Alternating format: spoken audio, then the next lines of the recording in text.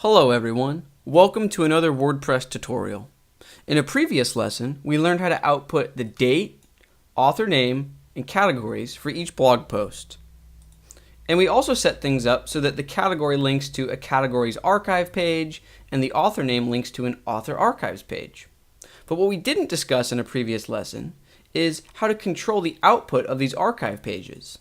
So WordPress is very intelligent. Out of the box, it will use the index.php file from our theme folder to generate all these different archive pages on the fly. But we can do WordPress a favor and create a new file in our theme folder named archive.php. And then we can customize how these archive screens behave. So for example, if we click on this opinion link, so this is an archive for the opinion category. Wouldn't it be nice if there was some sort of header or title here that read opinion archives? And then when we click on the author name, wouldn't it be nice if this said author archives, and then the author name? So we're going to learn how to do just that in this lesson. So let's get started. Our first step is to head over to the code, okay, and we're going to create a new file in the theme folder named archive.php. Now you can copy and paste the contents from index.php into this newly created file, and then scroll to the top.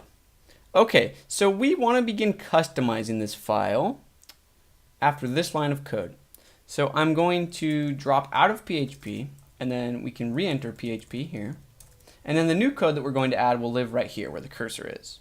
So we'll write heading level 2 sample text. Close the heading level 2. So now if we refresh, we can see that when we're on an archive, so this is an author archive screen, our sample text is here. And if we go to a category archive screen, it's there. But if we go to the home page, it's not there. So our archive.php file is working, but we need to customize it and add a bit of logic because we need to output different text depending on what type of archive we're viewing. So for example, this is a category archive. This is an author archive. And if I click on a post and we go look at the URL bar, we can see that this is a month archive, May of 2014. And this is a day archive, the 19th day of the 5th month of 2014. And even this is a year archive. So archive.php is a very flexible, powerful file that can control many different views of our posts. So we need to build conditional logic using if and else if statements to output different titles here depending on the type of archive that we're viewing. So let's get started. We obviously do not want sample text, so we'll delete that, and instead we'll drop into PHP and we'll build our logic. So the first thing we'll do is check to see if we're in a category. So if we're in a category, that means it's a category archive, and we can output certain text here. So we'll say for now, this is a category. And we'll fill this in with the proper text in just a moment. But that will do the job for now. Next up, what if it's not a category? So we'll say else if some other condition is met. So then we'll check to see if it's a tag archive. And then we can output certain text that makes sense for a tag archive there. We'll fill that in a little bit later in the lesson. What if it's something else? So we'll say else if. What if we're in an author archive? Then we can output text that makes sense for an author screen or an author archive screen. So you can see that all we're doing is repeating a pattern. We're saying if this condition is met, do this, else if this, and we're going to do this many more times. So we're covering all of our bases. Now let's continue and cover the date bases. So we'll say else if, what if it is a day archive? Then we'll need to display some text focused around a date for a particular day. Now we'll fill the date logic in later, but for now we can just say echo day archive. What if it is a month archive? I will say that WordPress makes this quite easy because WordPress has all of these neat functions. Is category, is tag, is author, is day, is month. So we're not having to do the heavy lifting in building these conditional values that report back true or false. WordPress is doing the heavy lifting. We're just building a skeleton. So we'll echo out month text there in just a moment. And what if it's a year archive? Is year Okay, and then finally, if it's none of these, if none of these conditions are met, then we'll say else echo just simply archives. So this is the fallback line. If none of these conditions are met, then we'll just simply output archives. Let's be sure to add a semicolon after this line, and let's go test this out in the web browser. So if we refresh, we can see that we're on a year archive, and now the word year is being output. Now obviously we would want this to echo 2014 and not literally the word year, but this is just a proof of concept to make sure that our skeleton logic is in place so far. So if we go to a month archive, we can see that that's working. If we go to the day archive, that is also working. Category archive looks good, and author archive looks good. So now our job is to build out these echo lines for each condition and make sure that the text we're outputting actually makes sense. So for this first one, what we need to do is we actually want to output the name of the category. Now WordPress makes our lives very easy in this situation. All we need to do is call a function named single cat title. Yes, it is that easy. So now if we go to a category archive, we can see that the word is in place. Let's head back to our code. So the next scenario is if it is a tag archive. Now I'm currently not outputting the tag anywhere in the blog post template, but if we go to the URL screen, I'll show you that I do have a sample tag set up named sample tag, and I've assigned it to 2 different posts. So let's go ahead and give this a shot. Instead of echoing tag, WordPress again makes things simple with single tag title function.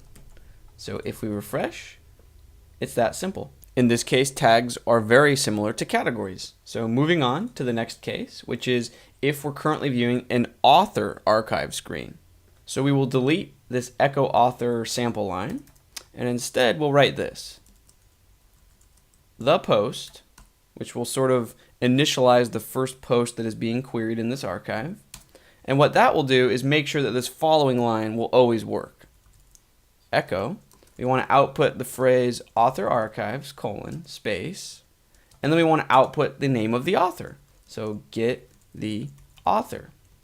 Now a quick note, in some cases this line of code will work without this the post function. But if your site has more than one author, and if the stars are aligned just properly regarding the way the posts are lined up on the archive, just include this because then with 100% certainty, this line will always work perfectly.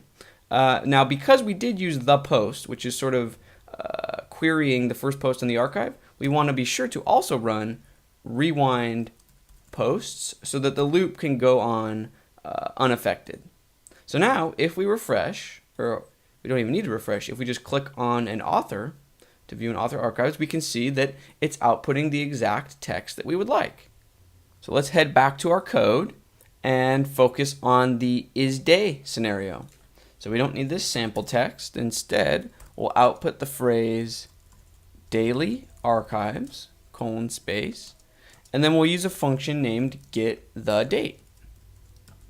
So now in our browser, if we head to a day archive, so I will adjust the URL to point to May 19th, we can see that daily archives, and then the date is being output.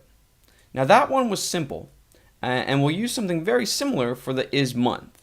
So we can just copy and paste this line for this isMonth scenario.